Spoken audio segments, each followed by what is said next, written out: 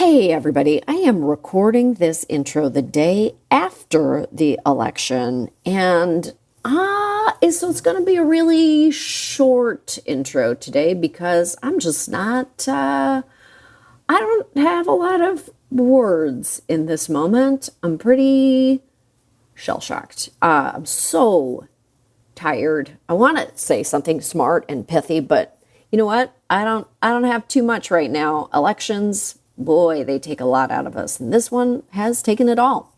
So yes, I mean, of course, I have serious choice words for everyone who decided to give Donald Trump a second chance, and yet again, somehow at the same time, no great words at all. Just big, deep sigh. Not sure what to say. I guess we all unclench our jaw and roll our shoulders back and get busy. I don't know.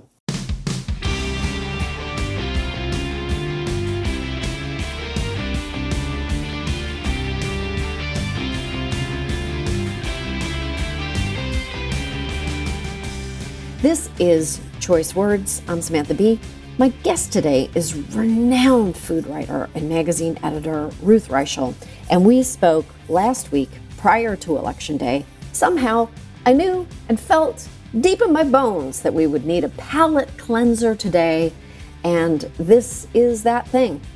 Gourmet Magazine, which Ruth edited for a decade, was such a huge influence on me growing up. It really was a delight to talk to her. And so I hope that you can take a moment and just listen to this really fun, engaging, interesting conversation. As I said, it was a pre-palate cleanser for me, and I hope that it can be that for you today as well. So take a listen and make good choices. Hi. Hi. Thank you so much for having me. Thank you so kindly for being here. I'm just such a huge fan. My friend is so jealous that I'm talking to you today because you've just been such a huge influence in both of our lives, and we're just in total gratitude to you. How could I be an influence in your life? Well, if you would like me to articulate that to you directly, I mean, when I was a teenager, I got a subscription to Gourmet Magazine, and I was just a Canadian kid. We never had, we just didn't, it just wasn't my world. The world of food writing, the world of beautiful restaurants, the world of cuisine, it just was not part of my worldview. And I was so drawn into the pages of Gourmet under your leadership. I think you changed the way that I see the world. Oh my God. The way that I'm really touched because I am a huge fan of yours and in awe of your courage with what you do. I mean, this is the Mutual Admiration Society, because I have to tell you, I think that you and your work, you put me on a track of great interest. You taught me how to cook. Gourmet Magazine taught me how to reach for something that I couldn't quite get there, but it was aspirational in ways that are just have been present in my life ever since. It was probably so meaningful. You can't imagine, when you put out a magazine and we did it. I mean, I don't think there's ever been a group of people who had that much fun at work as we did for those 10 years. But, you put it out there and you sort of hope that it will have an impact. You don't really think it will. And so it's very moving to me to hear you say that.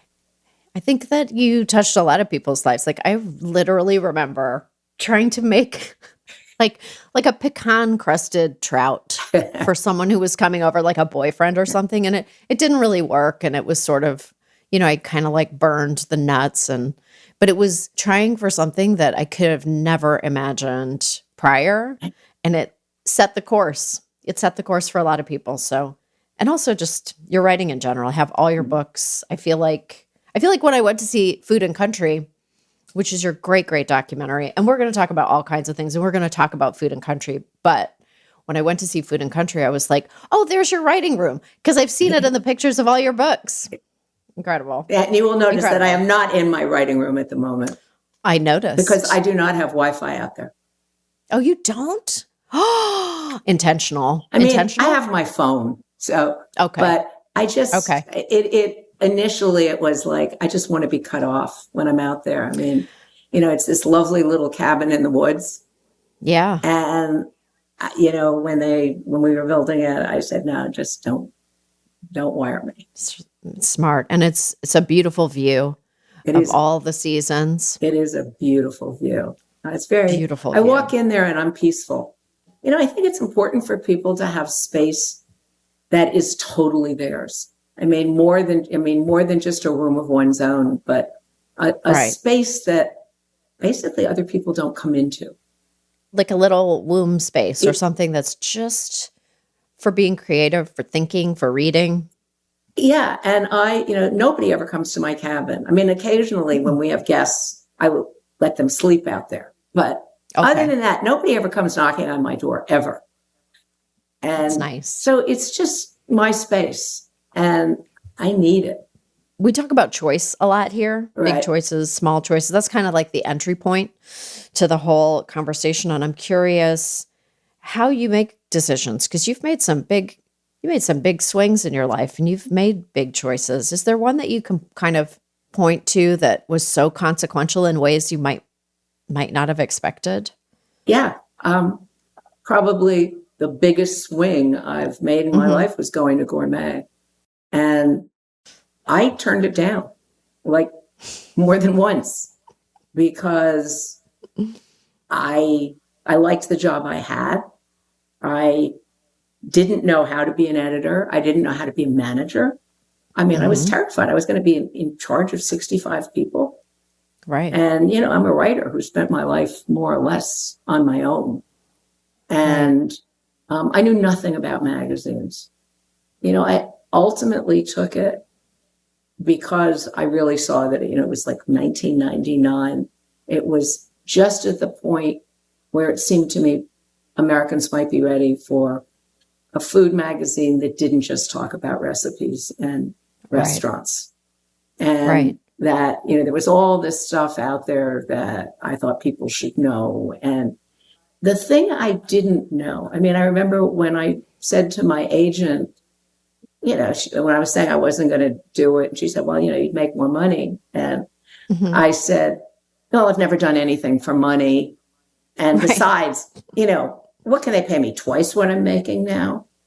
And Kathy said, no, Ruth, I think you're talking about a major multiple.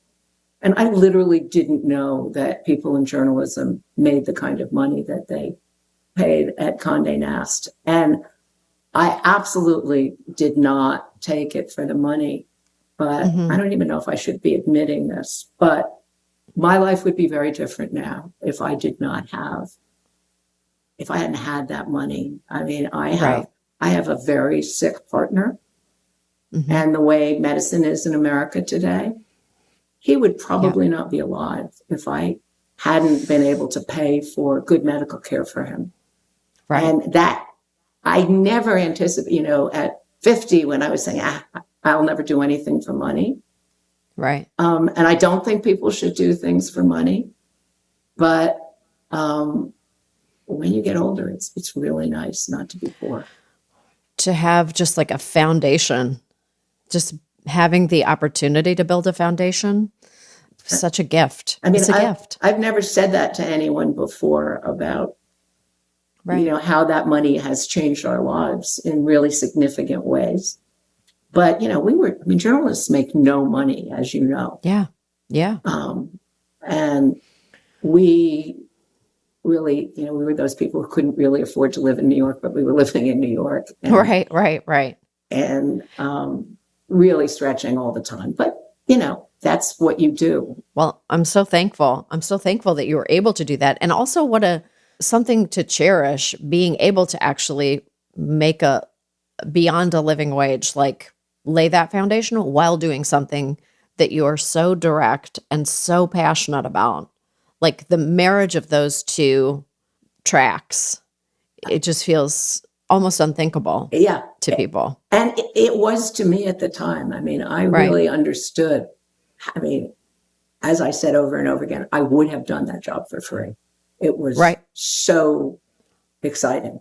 Every day was great. And I learned so much about myself at the time. So who taught you, did you have a mentor when you took over because it is a big deal to go from being a journalist to suddenly managing 65 people. I mean, that's a big deal.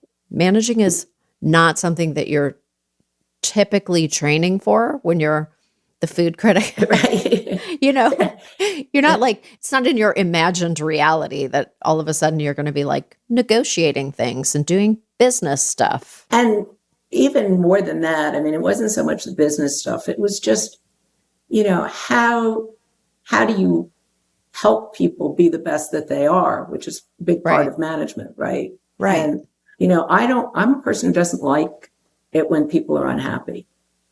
You're never going to make 65 people happy. No. And, that was a constant worry for me. I had my first boss, Rosalie Wright, was the editor of New West Magazine when I was, their restaurant critic. And Rosalie was not like any of the male bosses I had ever had before. I often went in early in the morning when Rosalie and I were the only people in there. She would answer the phone, take, notes for people. She just was a regular person.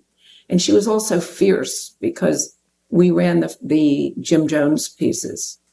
Okay.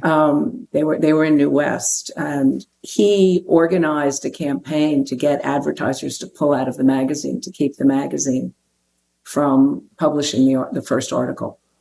Really? Yes. And I was in the office one morning when Rosalie got phone call after phone call after phone call saying, we're canceling our advertising if you don't take out that Jim Jones piece. Wow. And Rosalie just said, we are not going to be manipulated, and hang up the phone.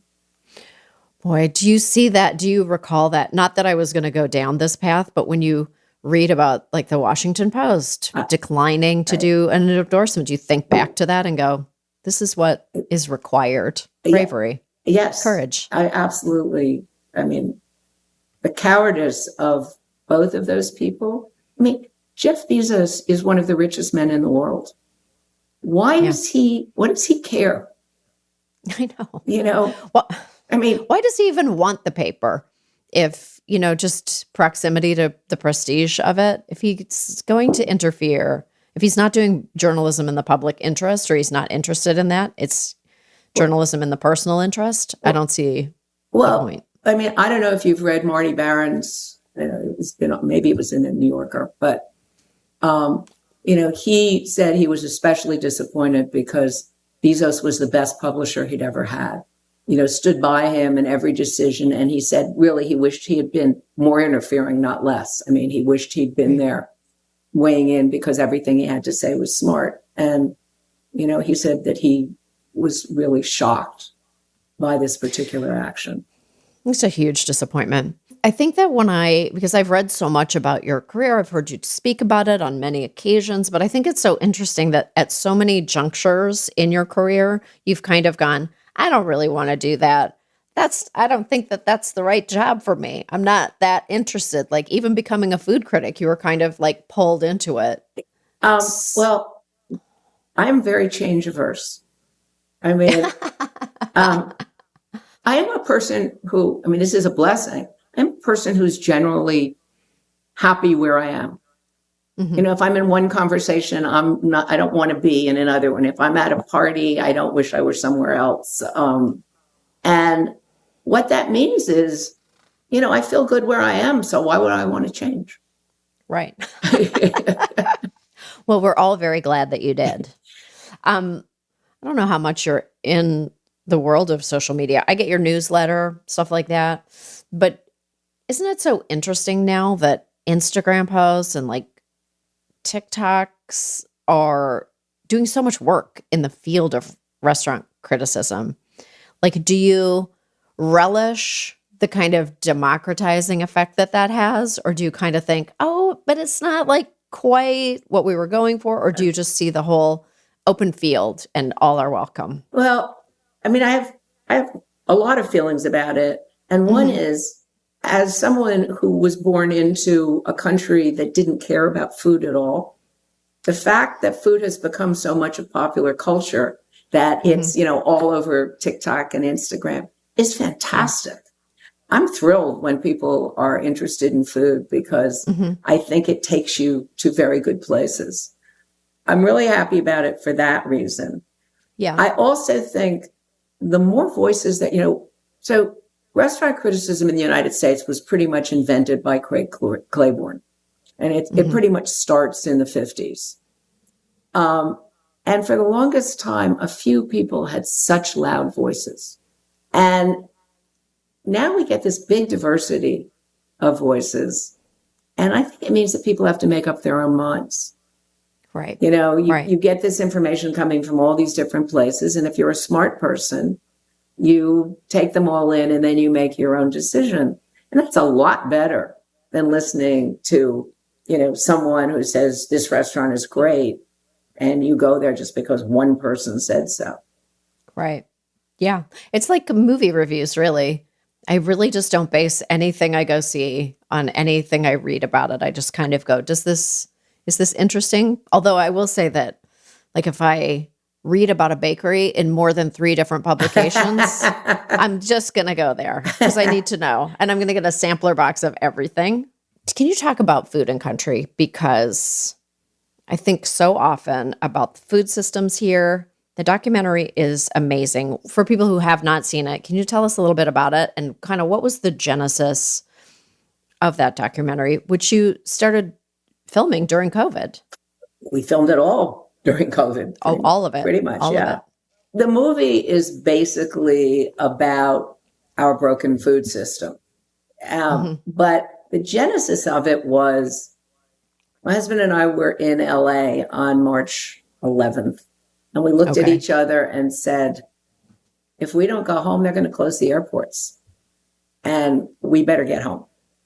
And we got home and I said, okay, I'm going to go out and do one giant shopping. And then we're going to go into quarantine. And I go to the grocery store and the shelves are empty. And there's a sign on the door that says, we have no bread. Don't ask, no bread. But they also had no rice, no onions, no pasta, no chicken, Yeah. And I came home and said to Michael, this may be the moment I've been waiting for my whole life. Maybe this is the time when Americans stop taking food for granted. This is going to be an interesting time. People are going to be home cooking for the first time. Right. And maybe this is going to be a great thing. And he said, yeah, but the other thing could happen, which is all the restaurants go out of business, all the farms go out of business, and we're left with nothing but industrial food. And I said, you know what? I think so. I don't know where we're going to end up, but I think someone should keep a record of what's happening. And I just started calling the farmers I knew, and they would introduce me to someone else, chefs, policy people. And my idea was just, I would have this record. It was all done on Zoom. And I would have this record that could go in with my papers. And 40 years from now, if people wanted to know why we were where we were, there would be a record of it. Right. And then I heard that Laura Gabbert, the director who made City of Gold, that Jonathan Gold, I heard that she was doing a movie about LA restaurants. And I called her and I said, I think it's much bigger. It's the whole food system. Right. And she said, you're right. And do you want to team up? We, of course, thought COVID would last 6 weeks. That's what everybody thought. Right. And the idea was that we would spend that 6 weeks. I would make all these phone calls. I would identify 6 great characters. And then we would go shoot on their farms, or we'd go out on fishing boats with them, or whatever, whoever these characters were. 2 years later, I was still Zooming. And, every time we started to go shoot, they'd close the airports again. So after, the end of more than 2 years, that's a lot of times to be talking to people if you're talking to them every couple of weeks. And I had become really close friends with a lot of people I had never met in the flesh. Right. But it was such an odd time that people were really happy to have someone to talk to outside of their immediate family. Yep. And so here I would come in, this stranger, and a lot of the people said, you're kind of like my shrink. And a couple of years in, 1 year in, Laura said, look, we've just changed the budget for the film. We're going to use the Zooms. And I was really horrified. I mean, you're going to use the Zooms? Oh. I'm doing these in my pajamas. I mean, Right. We thought we were going to set this up with lights and stuff. Yeah. Wait a sec.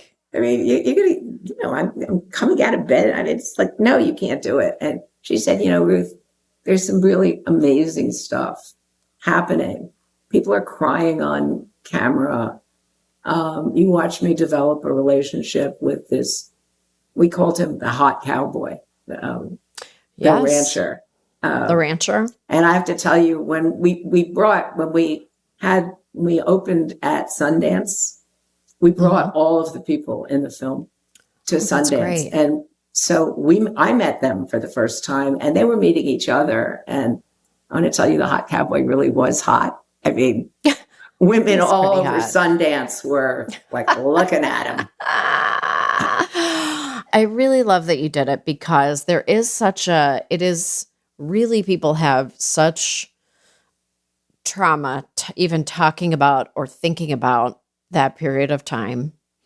So I think having a record of it, seeing it, remembering, we need that. I think culturally we need that. The pivots that people did to keep their businesses viable, the brain trusts that were lost, the businesses that somehow held on. I did think it was very interesting watching people make beans for the first time. Like, just people making a pot of beans was like everybody just trying it for the first time maybe in their lives and just going, oh, you mean that people do this all the time? They just make themselves a pot of beans and eat it all week? That's a good idea. There were a few things in the documentary that really surprised me. What surprised you when you were making it? I have been giving a speech for 50 years saying the great thing about food is that as consumers, we can change what we don't like. We vote with our dollars, and what I learned in the film is we vote with our votes. The government sets food policy, and we can all feel very good about ourselves because we're, going to farmers markets and supporting independent agriculture. But that isn't helping independent agriculture. I mean, it's the government. And so, that's why there's so much in the film about the history of how we got to this place where what we're doing is supporting industrial agriculture to the detriment of everything else. And that we really don't raise very much food in this country. What we mostly raise is commodities that go to feed animals or go into industrial products. But, those acres and acres and acres of wheat and soy and corn, they're not going to sustain us in another crisis. And there will be another crisis. I don't know if it's going to be COVID or something, but we need regional food sheds. You and I were able to go and get food from farmers, but there are a lot of places in this country where there are no farmers growing food. And we really need to be supporting regional food sheds so we can actually feed ourselves. It's a really telling moment in the documentary where I'm sorry because I don't remember the names of the brothers. Yeah, Lee Jones, crafting those beautiful food boxes, delivering them to people who need them or want them, people coming and picking up their fresh food boxes so that these beautiful crops don't go to waste. And then having the Trump people take over the distribution of food boxes and completely change them, give the contracts to a giant agricultural company, the food box, the content, the character of the food box, totally different, and a form letter from Donald Trump being like, I gave you some food. You better be grateful. To me, that is really, when it happened and so Lee describes what has happened to them, that they thought they were going to get this contract and it was pulled out from under them after they'd already planted. And that they couldn't afford to pick this gorgeous organic produce, acres and acres and acres of it. And he just starts crying because he says, I feel like a failure. There are people starving in America and we can't get them this food. There's something wrong. And his crying, it's just a heartbreaking moment for all of us, because you realize this is the predicament we're all in.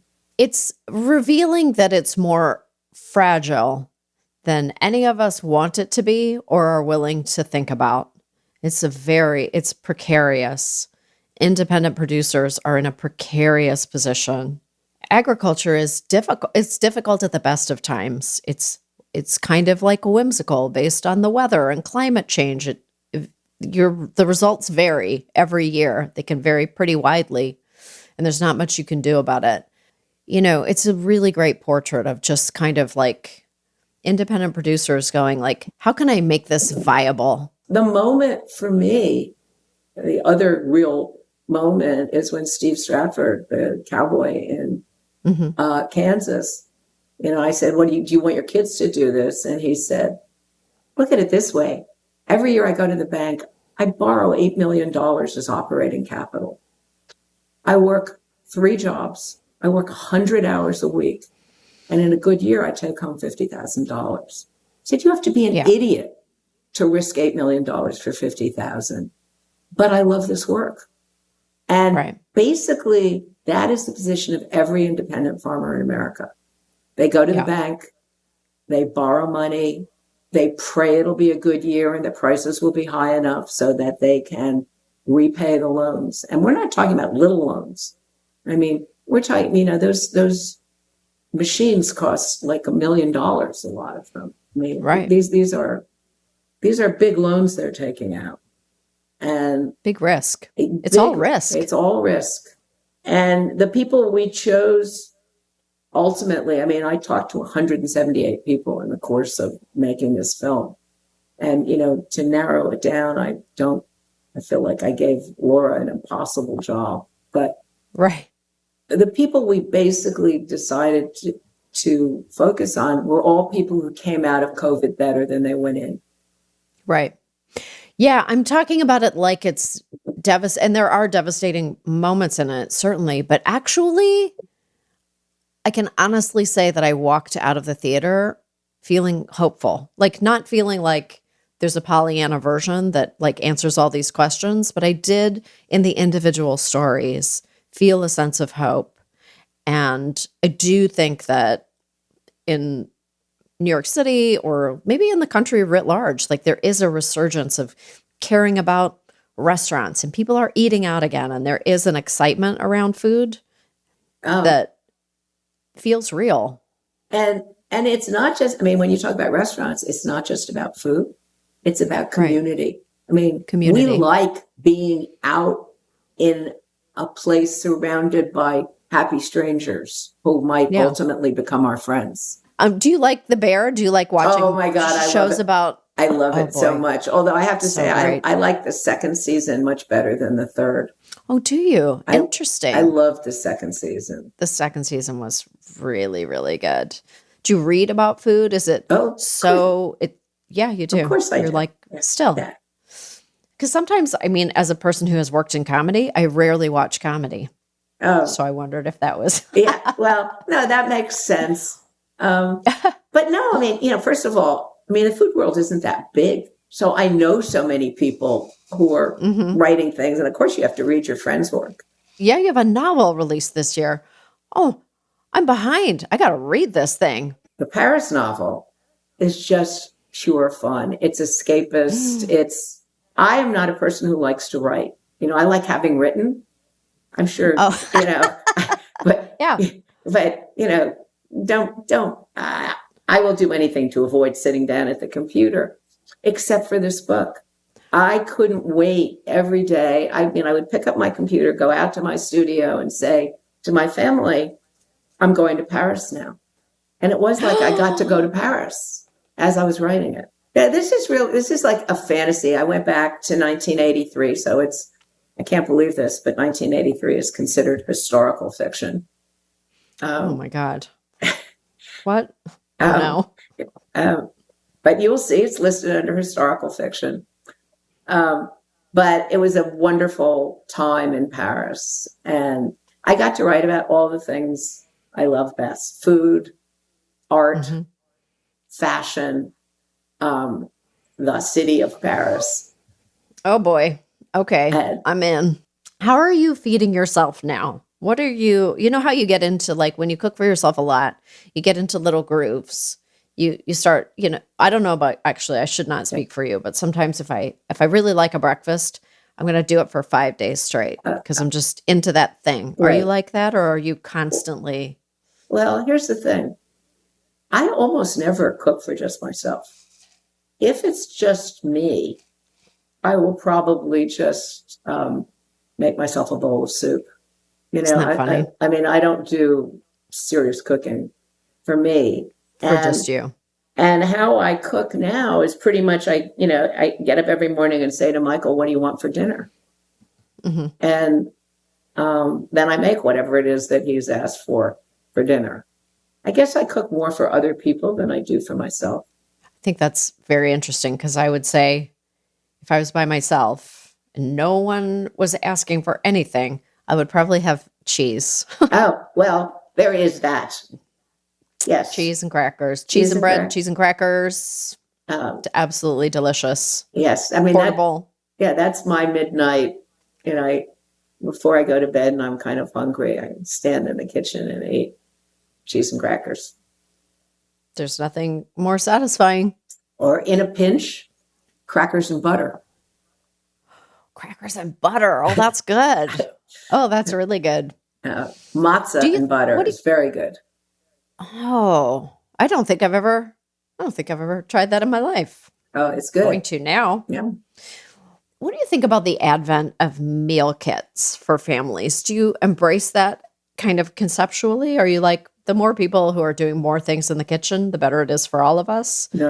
I love those meal kits. I love the idea of them. I mean, I couldn't believe, I remember when we did the London issue, Doc and I were walking around a supermarket in London, and they had these meal kits, which, were, and it would tell you, and they divided, there was like one sprig of cilantro and a stick of lemongrass or whatever. And I said, these are fantastic. Why don't we have these in the United States? And it took so long for the United States to catch up. But it did. I feel like it is a great starter drug for cooks. You take that home, you're successful, right? Because, and after a while, you start thinking, well, cooking isn't really that difficult, and you branch out. So I love the idea. I mean, if the choice is, are you going to do this, or are you going to order in or take the kids to McDonald's? Little kit, every time. Little kit. I love it. I started buying them occasionally for my kids so that they will cook dinner. And does that work? It does work. It has worked. It's worked beautifully because the instructions are crystal clear. The portions are kind of set. There's like a little bit of, it's active, but it's not overwhelmingly active. And then they feel a sense of pride because they've made a successful meal that everybody's eating and it's tasty and everybody likes it, which I think is laying some solid groundwork for the future. Oh, there's nothing it's really like smart. Understanding, oh my God, it's so easy. This is how I can please people.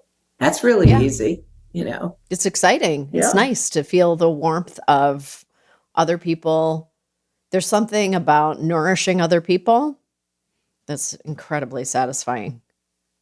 And it can be, I think, at any age. Oh, certainly. Absolutely. Can we talk about tipping a little bit? Because there's so much happening in the world of tipping, the future of tipping, restaurants that tried to go tipless and have come back to it. And a sense that I'm getting, and I think the reality of businesses paying still like insufficient, like putting the cost of hourly wages onto the consumer as opposed to just paying their employees fairly. I have a lot to say on it, but let me start by saying that when we think of tipped people, waiters and waitresses, we urban people are thinking of the people who are waiting tables at high-end restaurants, right? Like Gramercy Tavern and, whatever. But the majority of waiters and waitresses are employed in the middle of the country in IHOPs and restaurants like that. And if they're in a place where there is a tipped wage, which is, I don't think I have it exactly, it's like $2.37 an hour. Yeah, much lower than. And the idea is that that's all the restaurants are paying these people, and the rest of the time they're really depending on tips. Those people during COVID could have worked full time, but they had not earned enough money to qualify for unemployment. I mean, we're talking about millions of people. We're not talking about, I mean, it's a huge industry. That's where I begin the conversation about tipping, is that in states where there is a wage that is a tipped wage. Right. The people who rely on tips are basically, if you're a woman, and I waitressed all the way through college. Yeah. A lot, you have to please people. And so, people do horrible things to you and you smile. You shouldn't have to. I mean, nobody's living should depend on their putting up with a lot of junk from people. It just shouldn't. Do you still have waitering nightmares? I do. Yeah, me too. I mean, okay, what's yours? Then I'll tell you mine. Okay. I know exactly what it is. It's a recurrent nightmare that I go to take the order of a rowdy table, and it's a huge round table of like maybe 8 to 10 people, and they each order a milkshake, a crazy milkshake. And I, at any place I ever worked, the waiter had to make the milkshake. And it's just these elaborate milkshake orders, and I'm trying to write it all down, and then they're like, and I want an Oreo cookie, like I want a stack of Oreo cookies with a straw through it on top, and I'm like, oh, and I just start crying. What is your nightmare? My nightmare is that I am waiting tables, and I've got, I don't know, like 8 tables in my section, and there's a table over in the corner that keeps saying, Miss, oh, Miss, and I say, I'll be right with you. And all night they're going, Miss, Miss. They're forgotten. Oh, that's so stressful. Oh my God. This is a palate cleanser because I'm so excited to be talking to you, but we don't know what the results are of the election, and Godspeed everyone. But I actually think I reflect on just the impact of whoever gets elected on undocumented people. And I think, I've did many pieces at Full Frontal about how the food system is entirely dependent on people's labor. And if you endeavor to deport 11 million people overnight, we're not going to have a food system left. We are not. It's over. So it's such a terrible and impossible idea, and really not one we should aspire to. If all the undocumented, that's what Lee Jones says to the camera in Food and Country. You can round up all the undocumented people, and then you will have no farms in America, because Americans will not do this work. And the what's it called? The guest worker program is the only way they have to legally get people. And it's not enough. And so we will have, every restaurant has illegal people in the kitchen. Every farm has illegal people harvesting those crops. We will have no homegrown food in America at all, and we'll have no restaurants. The food system is truly built on the backs of undocumented labor in this country, to the extent that I just don't think many people consider. And it is a huge, I don't know. Okay. Tell me about what's the last best thing that you ate? And we can leave on a note of thinking about morsels we would like to chew on. Well, I just came back from Basque land, Basque France and Basque Spain. And I think the single best thing I ate was this shrimp at Etxebarri. And he gets these shrimp from the Costa Brava, and the ship lands every night at around midnight. He sends someone down to the ship, and they have a tank of salt water, and they put the shrimp, which have been caught in this net and just caught, they put them into the salt water. And then the next day, so 12 hours out of the ocean, he grills them. Oh. And that grilled shrimp was incredible. Sucking the heads. That's just the most. Anyway, it was that whole meal at Etxebarri was really memorable. Okay. I'm so hungry. I'm so hungry for my lunch now. I just have enjoyed every moment of this.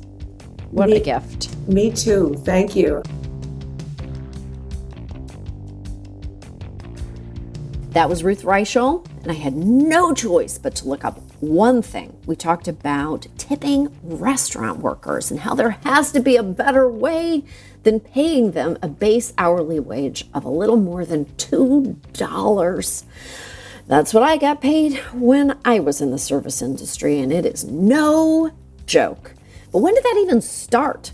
Well, back in 1966, Congress passed the Fair Labor Standards Act, which established a minimum floor for tipped wages. A floor is good, but I think we can figure out a way to make it so much higher. Thanks for joining us. I'm Samantha Bee. Take care and see you next week for some more Choice Words.